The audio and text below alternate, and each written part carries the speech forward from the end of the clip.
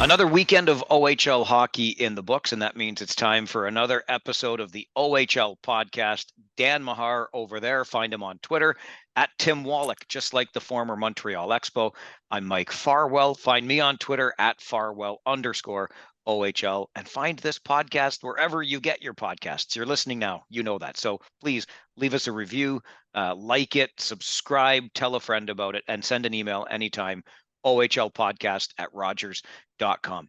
Kitchener Rangers picked up a big win to close out the weekend on 80s Day at the Memorial Auditorium, Dan. And we have to talk about the Rangers right now playing below what virtually the entire OHL community expected. But before we get into that, because it was 80s Day, and a lot of people were reminiscing about the great decade that it was, not just for the franchise on the ice, but there was a lot of talk about Cooperalls. I had to bring it up with you on this podcast.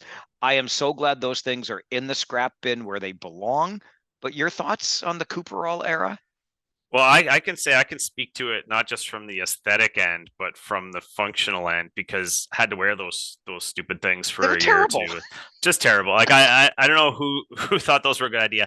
Classic look now when you go back and want to do these retro days for sure, but yeah, just not a practical piece of fabric. And the fact that they actually made inroads into the National Hockey League for that brief period of time. Again, it's fun to look back now, but we should look back at that as a mistake to never be repeated. Yeah, and when we saw the retro day the Philadelphia Flyers did the other day, where they wore them for warm-ups, and that team might as well wear jeans on the ice right now for all I care. But yeah, they if you want to throw for a team like Philadelphia, go have at it. Just stay away from the teams I actually care about winning. So All right, let's talk about the fact that the decade of the 80s was celebrated in Kitchener. On the same day, the team got a much needed win, 8-4 over the Erie Otters. It snaps a 3-game losing skid. But I think we can look at bigger picture expectations in the city of Kitchener and then drill it down into, of course, the expectations coming into this year, which are so far not being met. But when you look back at the 80s, and I argued this on my post game show after the Rangers game on Sunday, I think that's where the junior hockey fandom in this city, where both you and I are sitting as we record this podcast, was cemented. The franchise comes along in 1963, got through the 70s, and then the second full decade that the team was around, 81, 82, and 84 Memorial Cup appearances with an OHL championship in 81 and 82, a Memorial Cup championship in 82. 84, they lose the final, but as hosts, they play. And then I'm counting that 89-90 season. I know the Cup was technically to start the 90s, the decade of the 90s, but the Rangers are there again in the OHL final that they lose in 7 games. And then, of course, that thrilling Memorial Cup that everybody loves. Ian Fraser, our guest on the podcast last week, captain of that Oshawa Generals team that won it. But I think that decade really cemented the fandom for junior hockey in the city of Kitchener. well, and how could it not? You look at the names in the rafters. Scott Stevens, Al McInnes, Brian Bellows. You go, the list goes on and on. 80s Day on the weekend, we had Jeff Noble dropping the ceremonial face-off, and you have some of these names that didn't go on to long, distinguished NHL careers that get forgotten. And what a player, though, and what a player a lot of those guys were. Look at the Ron Goodalls and the list goes on and on. The 80s was such a great decade for junior hockey in general, the OHL in general, but in the auditorium, it just, you're right, it cemented that fan base for future generations that many of whom are still going.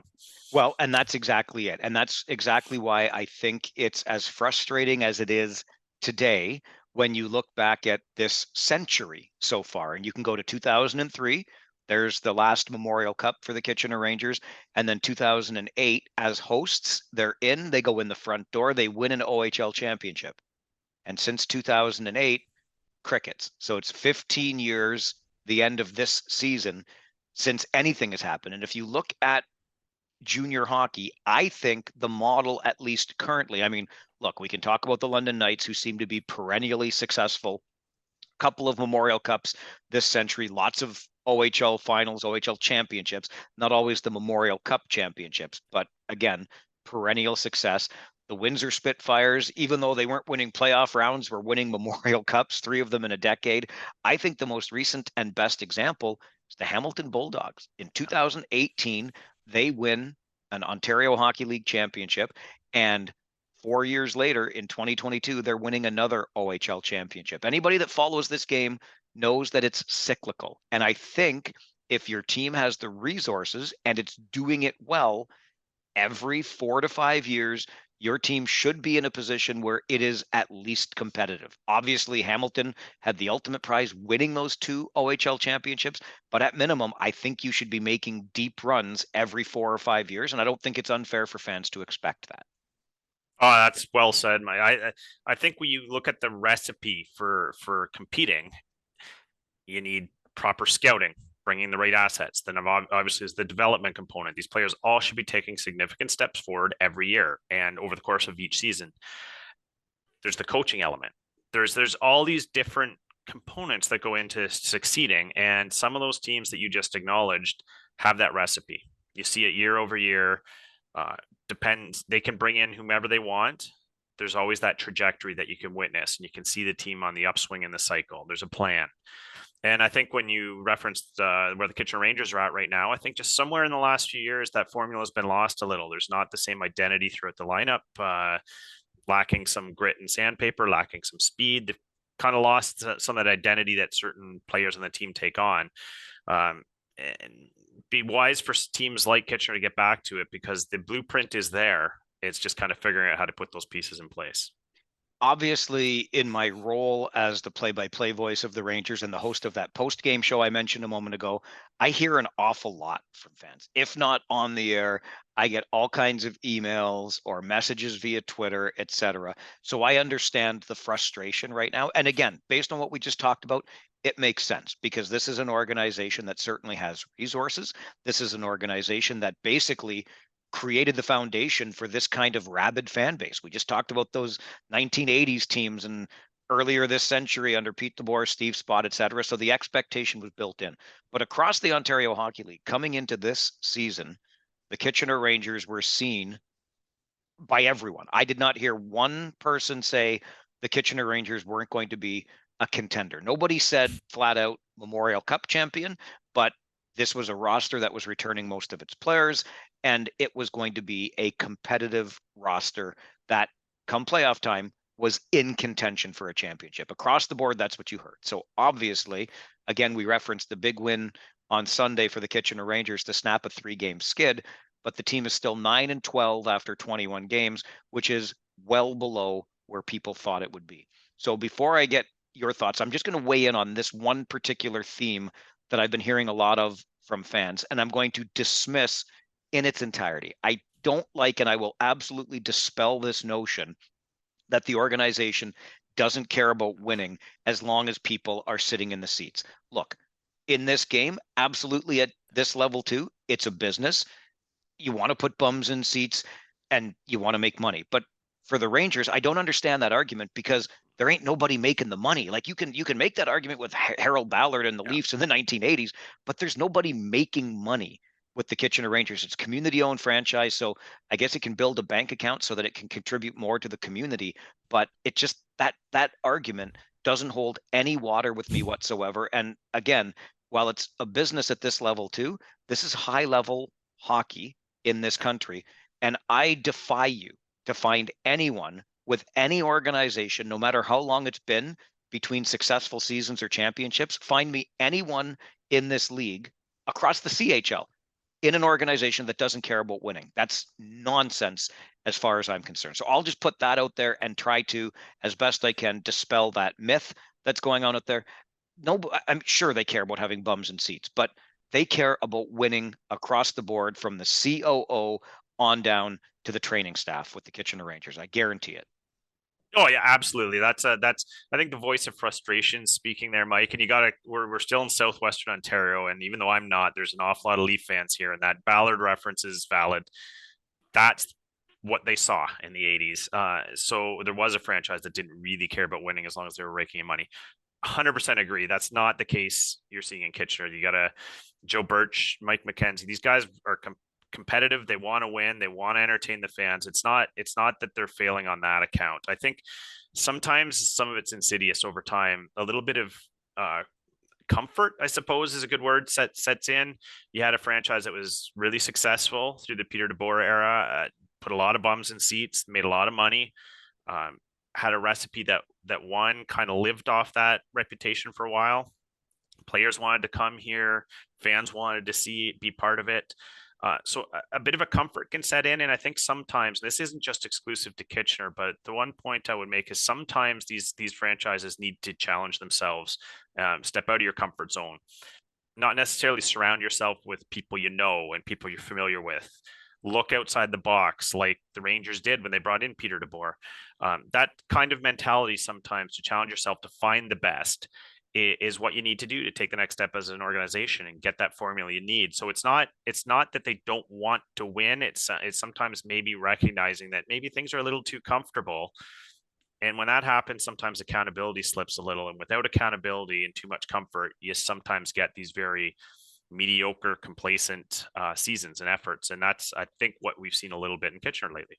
Yeah, maybe you have to shake yourself out of that comfort zone. And, you talk about comfortable, and I can't help but think back. I've been in this league for a while and broadcasting Rangers games since the DeBoer spot era.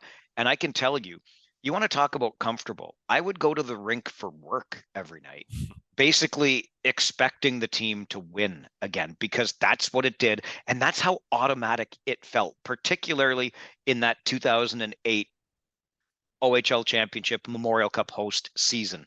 It was incredible. I think it was 53. If I'm going off the top of my head, I'm pretty sure it was a 53 win season under Pete DeBoer his last year in the OHL. But honest to goodness, there were multiple double-digit winning streaks that year, and you would go to work every day and you figure, okay, ho hum, I'm about to broadcast another win for the Kitchener Rangers.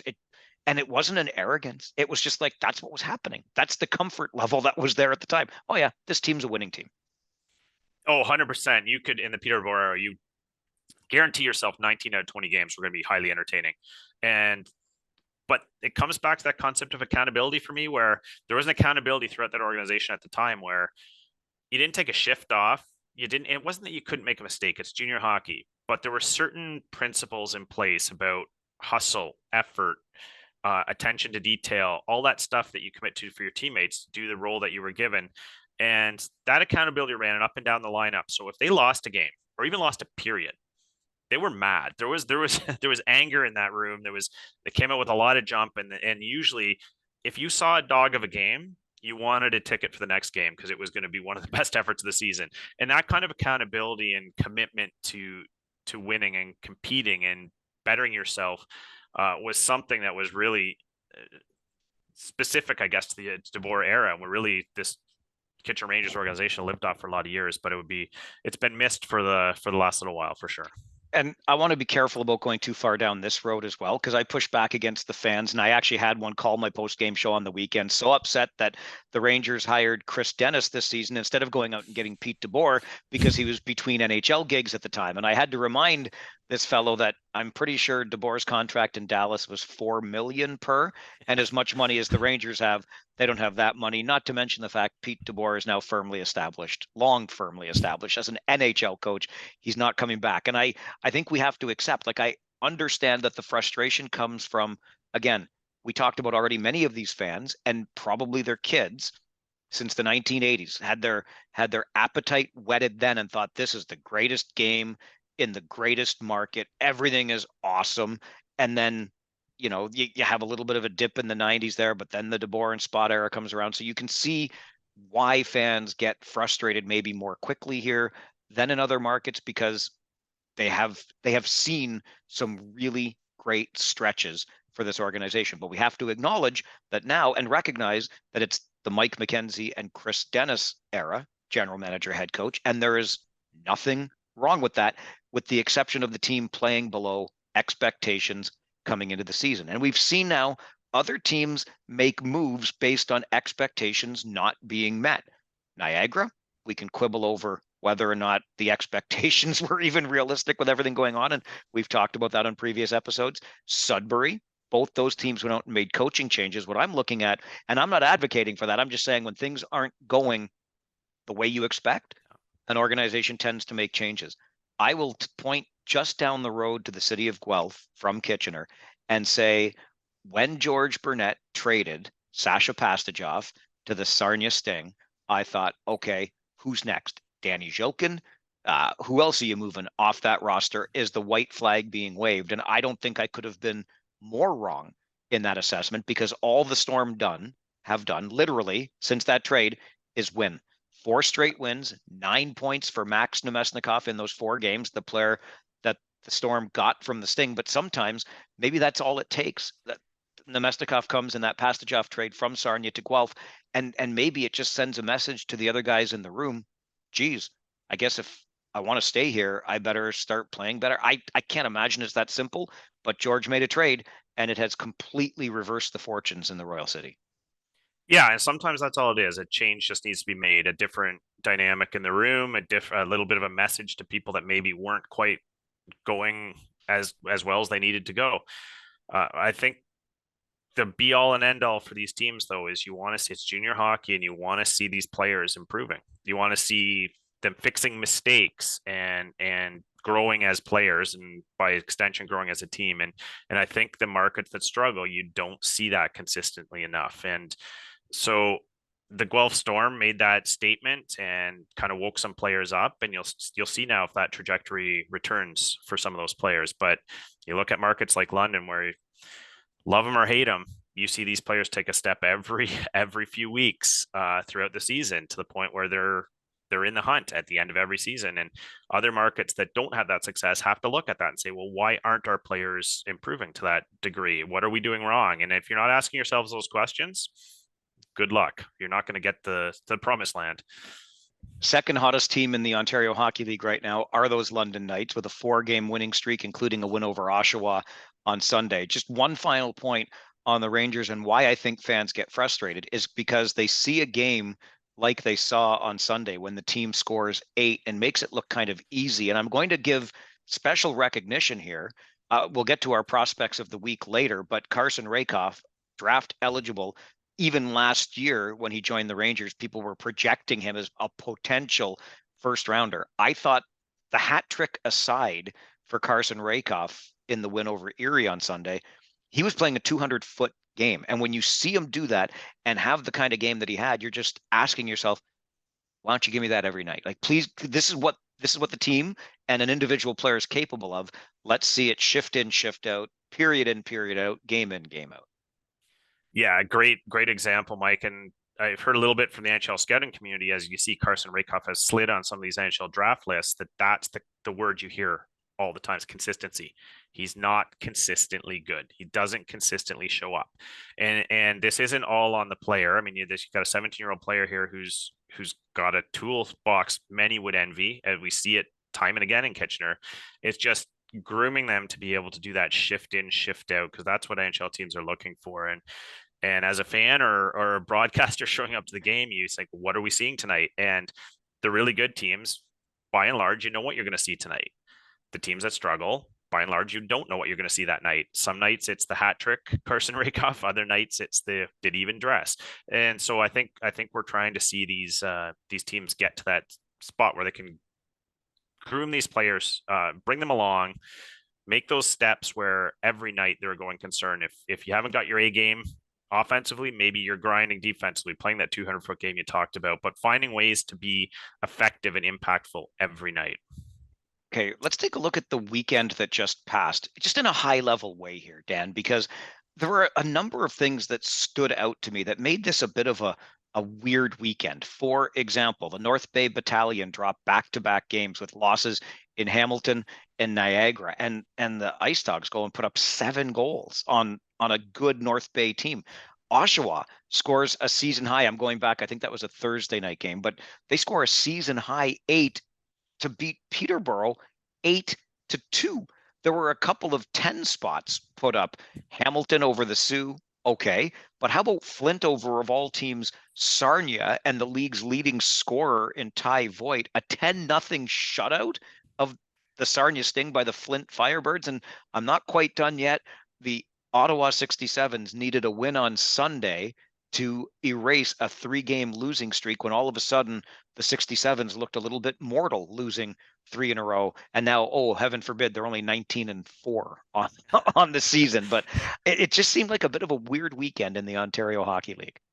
Yeah, weird's a good word. And this whole season, as we've referenced before, has been bizarre. If you're putting money or making predictions about the OHL this year, you're probably not doing so well.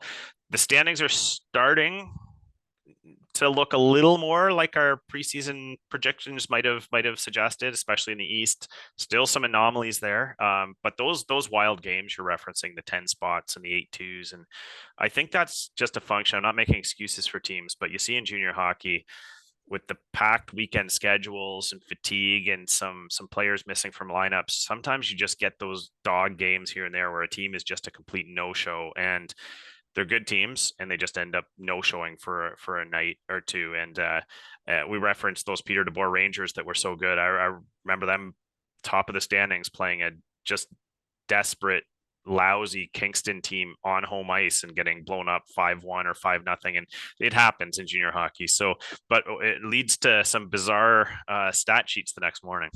All right, real quick on the prediction side, it just makes me think of Francesco Arcuri, who scored twice on Sunday, 22 goals to lead the league.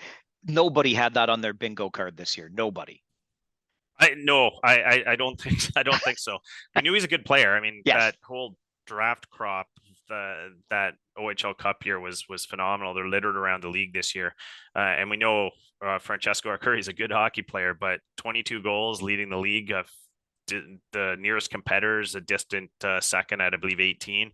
Yeah, no one had that in the bingo card, but good for him. It's a team that had a void this year and he stepped in to fill it, and I believe some eyes are looking his way this year. Yeah, I like to see those little surprises. And again, it's a third of the way through the season, so things can certainly change, but it's been fun to watch. And the fact that this weekend, the gap between him and second place in goal scoring widened because he just keeps doing it. I think it's kind of cool. Speaking of doing it and consistently, again, nobody had this on the bingo card. A 9-game winning streak, matching a franchise long for the Saginaw Spirit. Are you kidding me right now with that hockey club? Well, that a lot of cap tips to that team right now, and I think too often when you see a team go on a hot streak like this, you want to dismiss it as, oh, it's going to end, or you want to attribute it all to one or two factors like the phenomenal performance from Pavel Minchikov. But I think it's about time we tip the cap to that entire team. There's a lot of team play going on in Saginaw right now. You look at the stat sheet and you won't, aside from Minchikov, nothing leaps off the page at you stat wise. So that tells me you got a lot of players rowing in the same direction, a lot of players chipping in, different nights, different games. They're all contributing. And how about the head coach, Chris Lazari, who I think had a great track record coming into the OHL and took a team this year that's not supposed to be in the hunt at all. And we're not talking a hot streak to start the season when other teams are still feeling things out. We're almost December now, Mike. I think it's time we start saying, acknowledging what a job he's doing down there. Laz is a Sutherland Cup champion, obviously, in the Go J with the Waterloo Siskins back in the day. And I will never forget the interview I had with him pre-season following Saginaw's Western Conference loss to the Guelph Storm the year prior. Saginaw had been up 3-1 in the series, and the Storm did to Saginaw like they had been doing to everybody else that playoff and came back from either 3-0 or 3-1 down and beat the Saginaw Spirit that year. But Chris told me in that preseason interview the following year that had it not been for the birth of his second child, it would have been the worst summer of his life. That's how it was still impacting him months later. Yeah, well, that speaks to that competitive fire, and we talked about this when we were discussing the Kitchen Rangers a while back, Mike, where that accountability to himself, to his team, to the kids he's grooming, to his ownership, that type of mentality and attitude is what gets you where you are in the standings right now. That fire to the hatred of losing, that fire to get everyone to the spot that you want to be, drives you, and clearly it's working for him right now. We can't talk about the Saginaw Spirit without talking about them being now the fourth team that will be in the running to host the 2024 Memorial Cup. When we last talked about the three teams that had expressed interest, Kingston, Niagara, and Sault Ste. Marie, we mentioned then that you shouldn't be surprised if another team's name comes forward, because at this point it's just the expression of interest to bid. There was still time before the bids were due in January, etc. We thought even at the time the Kitchener Rangers might be in the mix. Obviously not, but the Saginaw Spirit have expressed interest. I will say this just briefly, roster wise, hands down the best looking team to me. Yeah, as soon as I heard their name in the fray, instantly sorry to the other three, they instantly became my favorite for a few reasons. Uh, Great rank and fan support there. But yeah, that roster, the way it's shaping up, I mean, you're probably going to have our friend Pavel playing out in California by the time the Memorial Cup rolls around, but a lot coming up on that roster. The name I think on the tip of everyone's tongue is Michael Misa as a showcase for that tournament. And yeah, so I think that was a very interesting name that jumped into the fray. And if you ever wanted to make a statement that you're worthy of being awarded that Memorial Cup, they're doing it on the ice this year.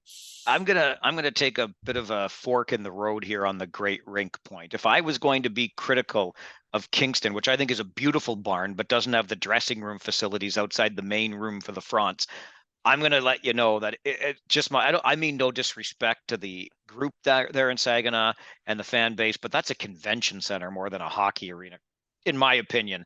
It's not the best venue, but here's the other thing, and we talked about this last week when we talked about mouth guard gate, if you will, and don't underestimate the impact of liability on what's going on around the league. Well, that just goes to show that money talks in the Ontario Hockey League, and I guess obviously in Major Junior. And I'm hearing some rumblings, and they sound pretty well founded, that it's all going to, if Saginaw is potentially awarded the Memorial Cup, there will have to be something done around title sponsorship of said Memorial Cup, because the owner, Mr. Garber in Saginaw, is a car dealership owner. And if I could just, let's put it this way, it ain't going to work if it's Kia Canada as the sponsor of the Memorial Cup and it's hosted in Saginaw, Michigan. So we'll see what transpires, but on the strength of roster alone, they look like a really intriguing addition to the mix here. Yeah, and that's interesting intel there, Mike. And yeah, things like that can sink a bid. Who knows? But and yeah, just in defense of my comment about the arena, I will just say I like the vantage points in that arena, but it's probably more the concessions and the and the friendliness of the fans that really won me over. So I probably gave them a little. I was generous. We'll put it that way. Thank you for the opportunity to point that out. I cannot go into that rink without my stomach rumbling, because the second you step inside, that smell of beer nuts, and I know they've got them at the Odd and Kitchener too, but there's something about the Dow where every corner of that arena just, I was going to say reeks, which would be, that would be the wrong word, because it's a delicious aroma.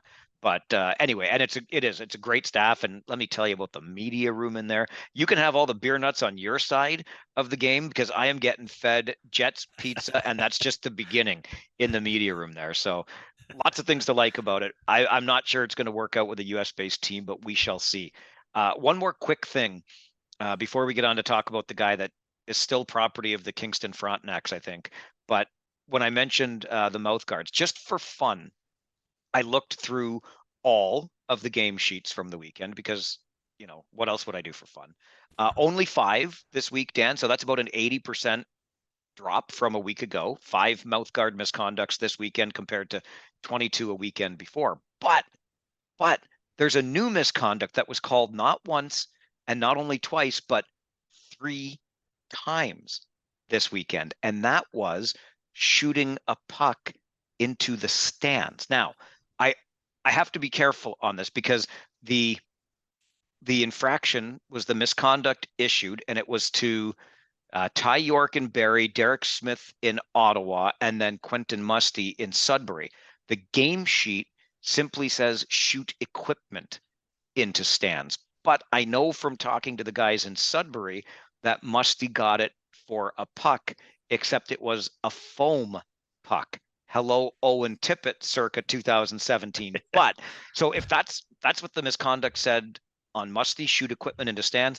It was also the same description on the penalty to York and Smith. So I'm assuming in all three cases, it's a puck or a foam puck out of play. But 3 times this weekend, players got dinged for it. And that's not just a misconduct, that's also a suspension. Yeah, it seems a little crazy going back to that Owen Tippett example when it's a foam puck that you're talking about. So obviously the liabilities maybe get a little out of control in that case, but yeah, it's an interesting point too, and I assume that this all has to happen under the watchful eye of someone. And the reason I say that is I'm not going to narc anyone out, but I did see a player on a team this year or this weekend in the OHL intentionally flip a puck over the end netting during warmups, and I think just seeing if they could actually elevate that much. Maybe not even thinking they could do it. Maybe we're just trying to hit high up in the net and it actually went over. And so I just wonder if this is, a warm up thing. It just has, someone has to see it. Either way, it's a little bit silly when you start talking foam pucks, but certainly the intent when, years back, there was a young girl killed in Columbus by an errant puck. And so you can see why it's on the radar. Yeah, you absolutely get it. And you don't want players to be reckless at all. The foam puck, though, it just comes down to the letter of the law. Oh, you get it, right? Because if you it's just a foam puck, well, then the next time it's not a foam puck, but you fired the last thing into the crowd. So it's kind of like the mouth guard thing, just a little bit. But I thought it was a curiosity to show up on so many game summaries from this weekend. So there you go. We'll All have to right. check the officials, Mike. See who was officiating that game. Maybe it's just one official that hates foam pucks. Who knows? It's a good point. I'm going to do some more digging on this, but just know it happened, and Dan and I are on the case. We're also, like everybody, on the case of Shane Wright, or maybe I was more on the case of the Seattle Kraken. I think it was just last week I said they are mismanaging this guy to the nth degree. Now in the AHL for a conditioning stint. I still think we all know what the eventual outcome is with Shane Wright. However, at last check, I've got him 4 goals in 3 games in the American Hockey League. Yeah, that's exactly where he's at, Mike. And that's starts to be a bit of a sample size. I know it's 3 games. You can't go over the moon on that sample size, but I had asked the question on our previous pod of what are you trading for in the OHL if you trade for Shane Wright? And I think he's answering that question right now. At least it doesn't appear the lack of activity over the last couple of months has really hurt his game. And if you watch the highlights of the goals he's scoring, it's got that Sidney Crosby release, right? Now, I'm not saying he's Sidney Crosby. We'll slow down there, but what I am saying is he's got that wide base where he gets the shot off the front foot and zings it top corner with the goalie barely even reacting. And when Shane Wright starts doing those things, the confidence levels come back. He's got that elite level shot. We just weren't seeing enough of it last year, and it's a really good sign if you're seeing an 18-year-old popping it 4 times in 3 games in the AHL, which is a really good league against men. So things looking up for those really good Seattle Kraken, Mike. I didn't think we'd say that. Okay, that's a really good point, though, and the same thing I thought of with this performance in the AHL against men. Shane Wright will be playing against, in some cases, guys that are twice his age, into their 30s and mid 30s. So I'm going to take this 2 steps further now because, and I know this is all speculation, but that's why you listen to the pod and you know it. So get off my case. 2 steps forward from here. If this goes according to the way we all think it's going to go, and I highly doubt it's going to go any differently, the next step is him being loaned to Canada for the World Juniors, and he'll compete over Christmas. And then, of course, from the World Juniors, where he'll play with some of the best in his age group, he'll come back to the Ontario Hockey League. The Kingston Frontenacs will subsequently trade him for a king's ransom. But just imagine, based on these early returns in the AHL, how much of an impact Shane Wright is when he comes back to the Ontario Hockey League in and around January the 10th. Well, you got to be a little more excited probably now than you might have been last week, just because there was so much uncertainty, and we'll also get a much better read on the World Juniors, assuming he does go there, like we've been speculating. It probably will play a fairly sizable role for Team Canada. I know everyone's intrigued to see Connor Bedard and Adam Fantilli there, but don't forget Shane Wright's a year older than him, has a year of experience under his belt there, many times putting on that Canada sweater, so he'll probably be a go-to guy for that team. And I would think that excitement would ramp up over the course of that tournament, and as we'll chatter in the back rooms about where he may have already landed before there's any announcement. Yeah, that's happened before too, right? Players are at the World Juniors and everybody's already whispering, "Oh yeah, but when he comes back, he's not going to the club he left to go off to the World Juniors." Yeah, yeah. You talk about all these things these kids deal with when they go to the World Juniors. Well, that's just one more. Thinking, home is going to be different when you come back. New billet family, new everything. So it's a stressful time for these guys. But I expect you're going to see some new addresses in January. All right. Before we wrap things up, we like to leave you with a prospect of the week selection from each of us. This is the draft eligible player, NHL draft eligible for 2023, that we think had the week that is most worth talking about. Dansky, I'll start on your side.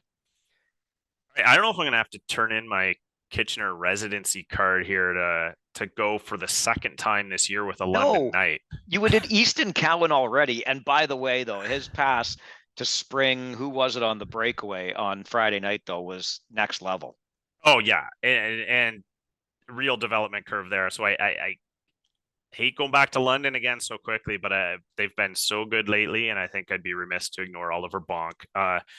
Fairly high on the scouting circles radar right now, but really seen a progression from him this year. And the return of Logan May has taken some of the tougher minutes off him, so he's been able to express his creativity a little more. And you saw him put up 3 assists in his short 10-game stint last year as a rookie, and already 17 points on the season. Ramping up as London Knights often do to real NHL prospects. So I'm going to hang my head and go in green for a second time this year with Oliver Bonk. All right. If you have to turn in your Kitchener residency card, I might have to turn in my card that gives me any credibility whatsoever in the prospect game with my pick this week. And I say that I want to point out I've never claimed to be one of the best at predicting prospects or evaluating prospects because I'm just going to use this is completely in my own self-defense here. My job forces me to watch the game a little bit differently. I can't watch guys away from the puck. I have to watch the puck all the time. Nonetheless, I like playing this game. I like watching kids develop, and I think I get a decent sense of what's going on where. I say all of this because I think sometimes when you hear about, oh, Farwell and Mahar are going to give us their prospects of the week. We're going to go find an Oliver Bonk or an Easton Cowan or a Bo Akey, which you identified earlier this season already, Dan. And he just got bumped up to an A, by the way, by NHL Central Scouting. But I'm not going anywhere deep into the prospect list. I'm just going to go with a guy that I think, well, that I know is draft eligible next June for the NHL and is right now playing in a way that stands out amongst his peers that are also draft eligible. So hello, Colby Barlow, who is on an 8-game point streak right now, a 7-game goal streak. He's got 17 points over those 8 games, 7 assists, and 10, count them, 10 goals with a 7-game goal streak. A lot of people will point to the game about a week ago between Owen Sound and Oshawa when Colby Barlow kind of took it as a challenge. Okay, Callum Ritchie and I are the 2 top-rated prospects for the Ontario Hockey League. I'm taking this on as a personal challenge to outplay Callum Ritchie in a game. And many will tell you that Colby Barlow did just that. He had 5 shots on goal. He scored. He was a +1. Callum Ritchie, 2 shots on goal, no points, -2 on the night. So take it for what it's worth. But Colby Barlow has been on such a tear of late that I think it would be remiss to over. I know he's a highly rated prospect, but he is playing the way a highly rated prospect should. And for my money, Owen Sound's Colby Barlow is the prospect of the week. Yeah, Mike, you shouldn't apologize for going with Barlow, even though he is on the surface. You don't have to scratch too far below to find his name, but Colby Barlow was outstanding in the U18s. He's been good all year. And if you look at the leading scorers in the OHL right now, 3, 4, 5 are all Owen Sound attack. And the only name in the top 5 who is draft eligible is Mr. Colby Barlow. So shouldn't have to apologize for that pick, Mike. Certainly Dale right at the top of the heap. Dale DeGray, too. It's worth noting that Owen Sound leads the Midwest division, although London is starting to come on. But Dale DeGray is kind of pushing that Owen Sound team that he has assembled as the general manager up there in Owen Sound, talking about them just not being there yet, maturity wise, to, hold off opponents in close games, close things down when they need to, etc. Maybe believing a little bit of their own press. So DeGray knows what he's got up there right now, and he's pushing all the right buttons as much as he can, even in his role as GM. So, Mike, as a broadcaster, did that read to you a little bit like I'm going to acquire a veteran stay-at-home defender, or I'm going to do something here in the next month. Kind of got that flavor. It might be. It might be. Dale has never been shy about pulling triggers on deals for sure. So it's going to be, we're getting to that time of the season, aren't we? As you said earlier on this pod, we're almost into December.